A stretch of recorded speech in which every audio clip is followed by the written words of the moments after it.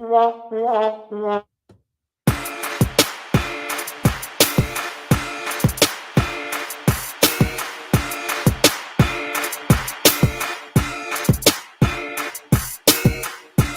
morning, Yonkers. This is Freddie Vasquez.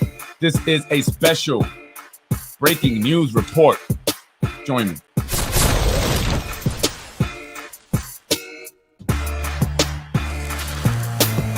Good evening, Yonkers. Well, I should say good morning.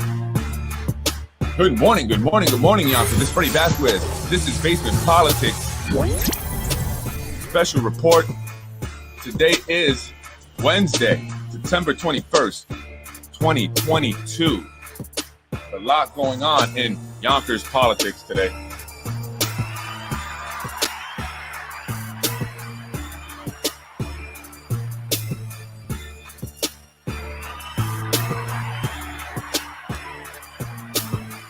Good morning. Happy hump day. A lot happening today, and I wanted to share it right away. Why wait? Well, I want to get into lawsuits that have gone out. People have gotten served officially. People are being sued personally. And I want to go over that. But first, yesterday, Nader Sage had a fundraiser. Which, nothing new, right? However, no elected officials showed up. The only two people that were there were Tom Meyer, of course, he is the chair of the Democratic Party here in the city of Yonkers, and Ada Medina, who is a candidate running for city court judge, who's also backed by Zahi Jerris. And so she had to be there. We know Nader Sage is tied to Mr. Jerris. But what was very strange was that there was no one else there. Tasha Diaz, surprisingly, was not there. The mayor, Corazon, Shanae, no one. Senator Shelley Mayer, Andrea Stewart Cousins. It was mostly just family and friends for his fundraiser. And so people find that very surprising. They wonder what is going on. Is there a split happening? Is there a divide? Is there a power grab going on here in the city of Yonkers? It's rough for our elected officials. They have been served with lawsuits. Former city council president Mike Cater, his lawyers officially served everyone on the Yonkers City Council, including the mayor, the Committee for a Better Yonkers, Ron Matten, and the city council, Matt Gallagher. Hezi Aris also of the Yonkers Tribune, Roseanne Gallego, she is the one that filed for the Committee for a Better Yonkers. And I mentioned that in one of my podcasts, or several of my podcasts, actually. Her husband was the secretary of the Yonkers Board of Ethics, or the Ethics Board, which is no longer active. I found that to be strange that she would be the one that files for this committee that was funded primarily by developers and attacked Mike Cater throughout the 2021 campaign or election for city council president. Yonkers, Pascal Mondesando, Rose Press, Inc., and that's Roseanne Gallego. Yonkers, City of Yonkers Inspector General, Liam McLaughlin, is being sued as Inspector General and as an individual. So again, they're being sued personally, as well as in their official capacity. Mike Spano as the mayor and individual capacity. Vinny Spano, city clerk. The Yonkers City Council, Corazon Pineda as majority leader and as an individual. Again, both in their official capacity and personally, they're being sued. Mike Breen, John Rubo, Lakeisha Collins Bellamy in her individual capacity, as she was not yet an official. Steve Trevert as an employee of the city of Yonkers in individual capacity. Ron Matten, as well as John and Jane Doe's, which are fictitious names, as the true names are unknown, probably for Facebook pages like Concern Yonkers Democrats and other pages. You are hereby notified in case of your failure to appear or answer, judgment will be taken against you for the relief demanded below. The nature of this action is for defamation, malicious prosecution, malicious prosecution under 1993, civil conspiracy to commit malicious prosecution, civil conspiracy to commit malicious prosecution under 1983, some abusive process again, civil conspiracy to commit abusive process, conspiracy to interfere with civil rights, embezzlement, what? Breach of fiduciary duty of loyalty, embezzlement, cyberbullying, torturous interference with contractual relations, or tortitious, I should say, suing for $1 million plus interest and the cost of his attorneys. Supreme Court of the State of New York, County of Westchester, Michael J. Cater, plaintiff against Hezi Media Inc., which is located in Nader Sage's building over there, 10 Palisade. Yonkers Tribune, Mike Spano, Roseanne Gallego for Committee for Better Yonkers, Pascal Madesando, Rose Press Inc., Ron Matten, John and J. Doe, 1 through 16. Preliminary statement. The defamation involves political retribution, corruption, nepotism, and self-dealing in the city of Yonkers. This is what's being alleged. Defendants by a series of concerted acts, including the intentional and malicious publication of false and defamatory statements concerning the plaintiff, are engaged in a conspiracy to intentionally and maliciously defame and impugn the plaintiff, to deprive plaintiff of his civil rights, to damage plaintiff's future candidacy for public office, and to prevent plaintiff from interfering with defendants' corrupt use of municipal resources to personally enrich themselves and their families. This is going to open up a huge can of worms, folks. Remember, I told you all about discovery, work of art. The truth will come out in the wash. As set forth herein and as will be further documented through publicly conducted discovery, as I just mentioned, Yonkers Mayor defendant Mike Spano and several of his associates are using public resources to rezone an area of the city of Yonkers known as the Ludlow Avenue Corridor, which I will be speaking about tonight,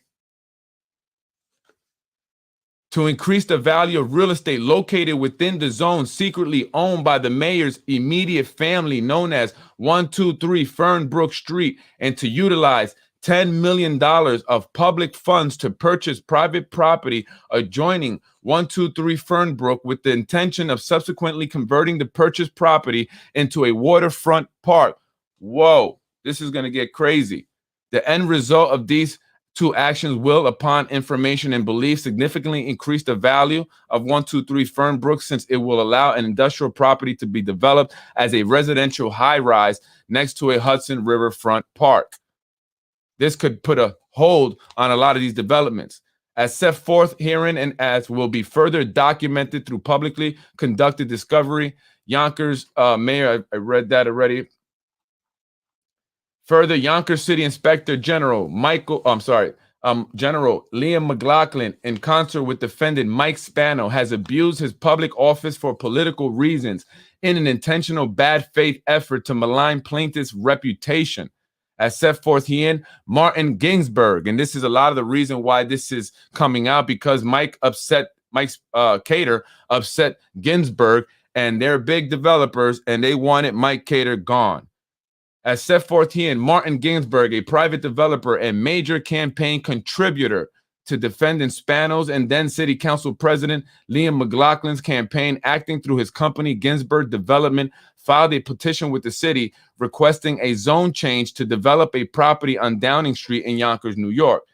In the ordinary course, a private developer would pay the cost of environmental engineering, traffic, and similar studies to support their request for a zone change for the benefit of their private property. Here, the city of Yonkers, at the express urging of Mike Spano, assumed and expanded Ginsburg's petition for zone change to create the Ludlow Street Transit-Oriented Development Plan, Ludlow TOD, which includes multiple blocks of the city of Yonkers beyond the property line of the Ginsburg property.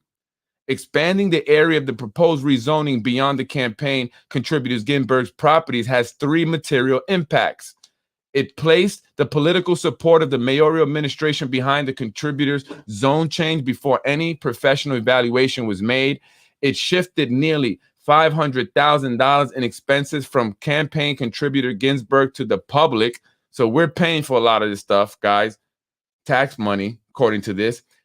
And the expanded boundary of the proposed area to be zoned now includes real estate located at 132 Fernbrook, Yonkers, New York. Said property is owned by a corporation controlled by an immediate family member of Mike Spano.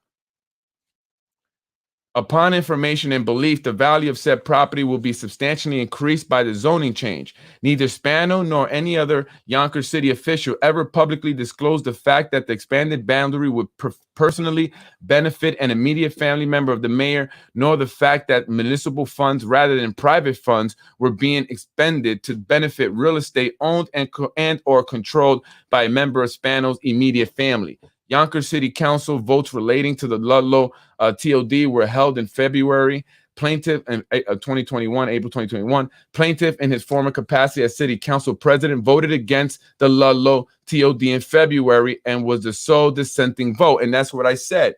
Mike Cater, and I said this very early on, he wanted to pump the brakes on that development. He wanted to do more studies and other issues that he had, and they were all against him. And I saw this live.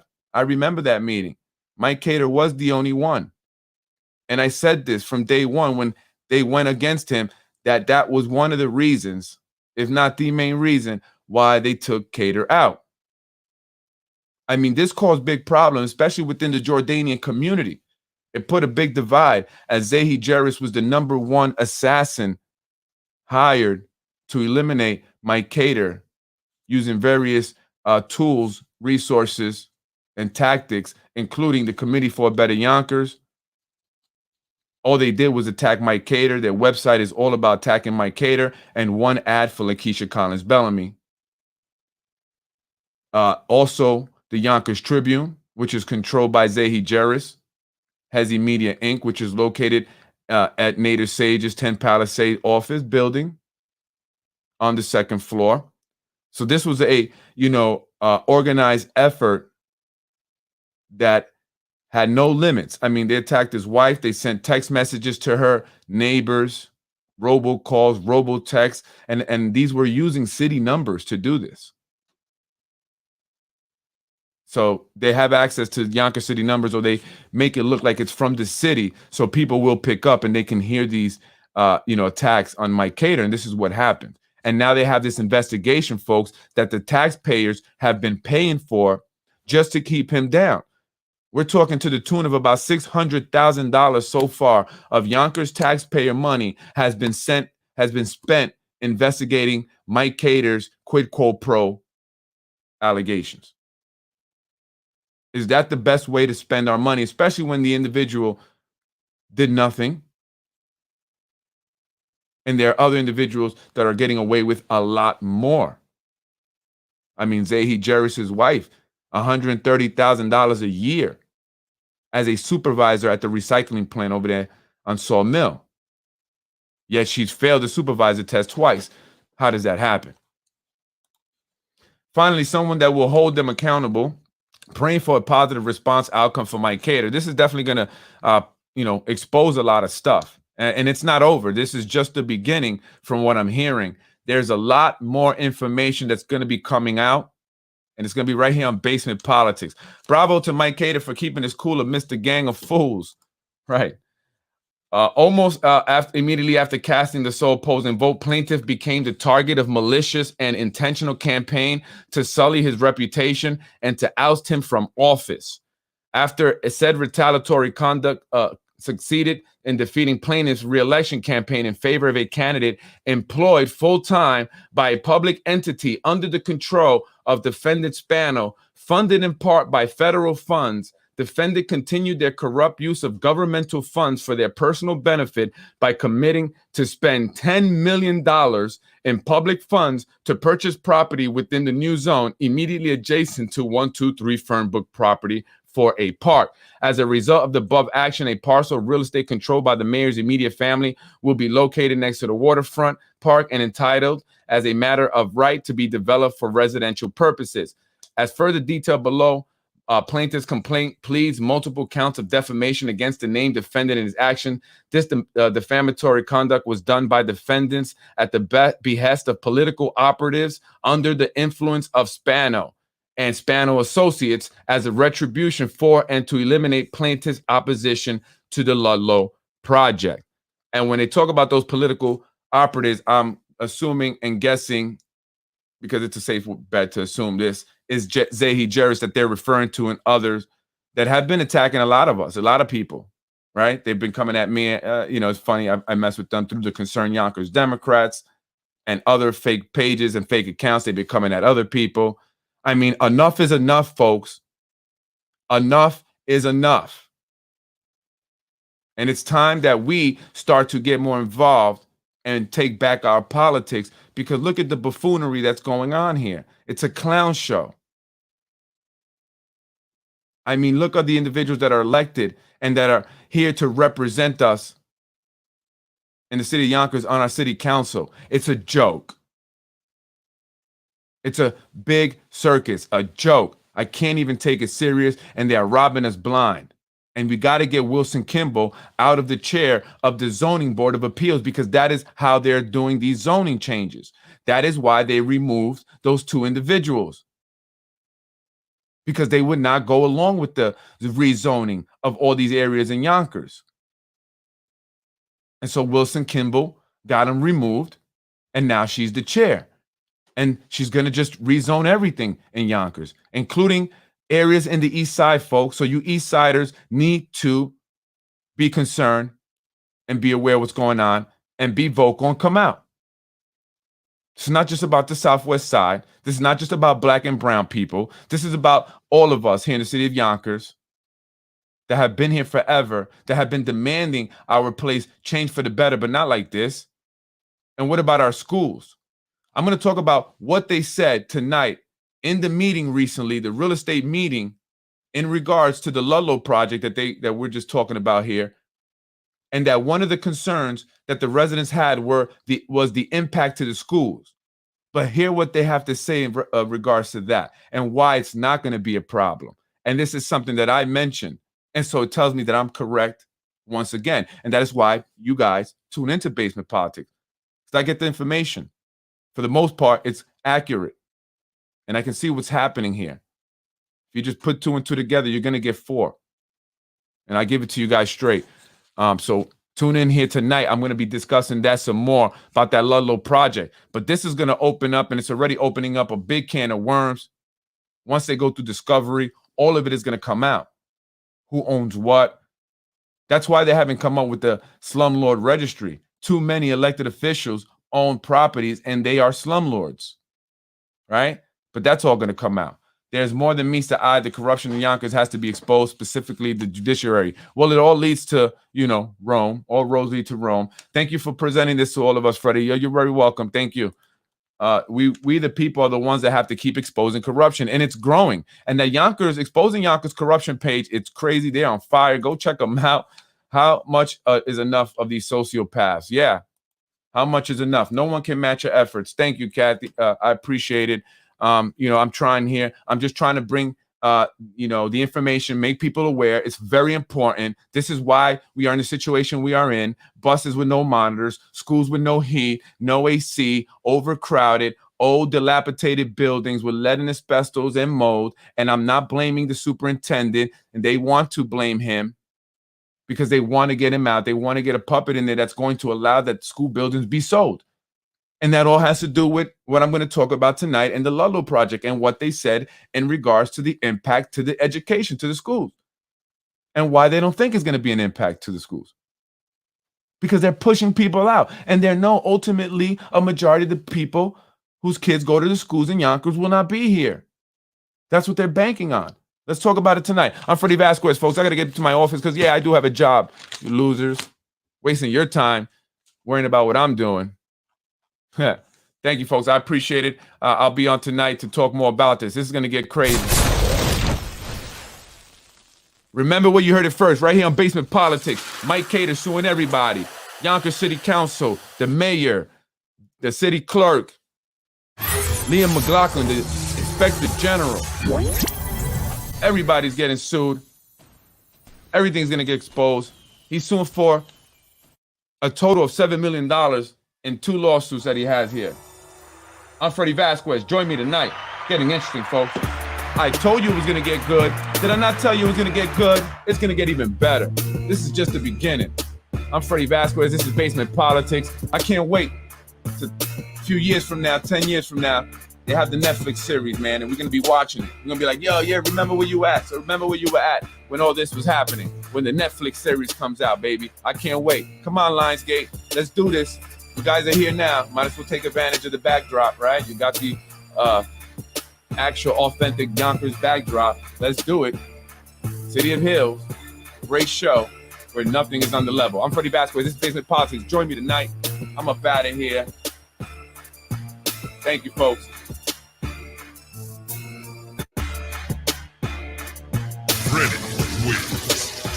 I was raised in housing. I don't think you were. I was raised in housing. I don't think you were.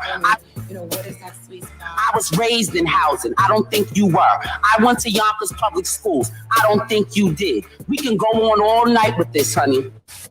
Freddie Wins.